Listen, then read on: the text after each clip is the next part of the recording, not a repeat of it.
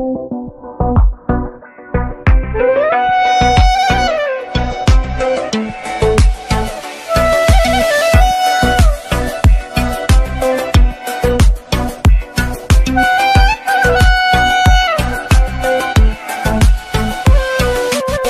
که گم شد فالش، قصه مردم شد حالش، رفت و نیومدی دنبالش.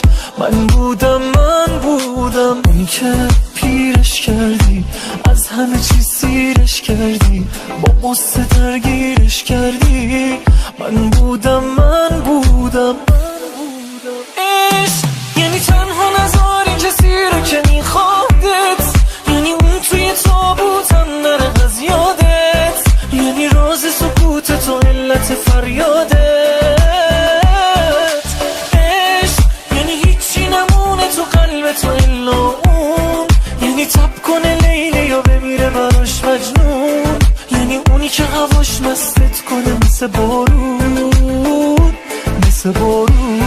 آره عشق یعنی تنها نذاری کسی رو که میخوادت، یعنی اون توی تابوتم نره از یادت، یعنی راز سکوتت و علت فریادت.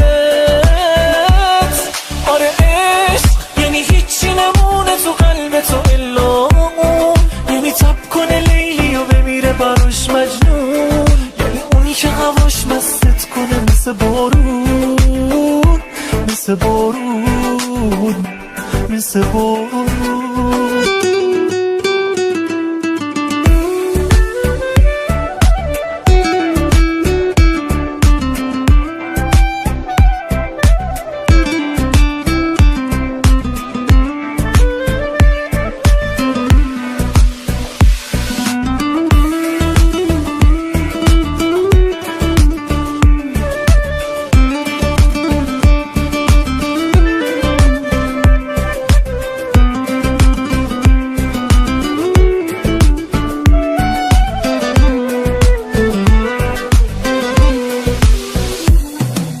اونی که تمومش کردی، زندگیشو حرومش کردی، کشتیشو آرومش کردی.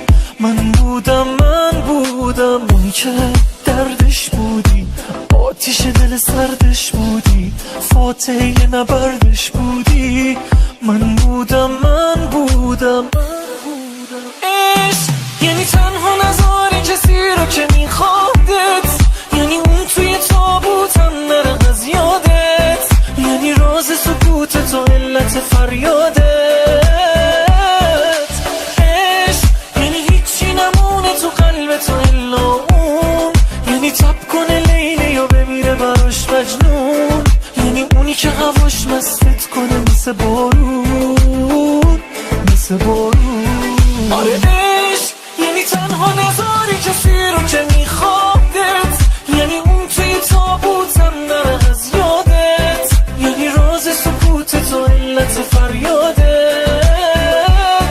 آره عشق یعنی هیچی نمونه تو قلبت و الا اون، یعنی تب کنه لیلی و بمیره براش مجنون، یعنی اونی که هواش مستت کنه مثل بارون.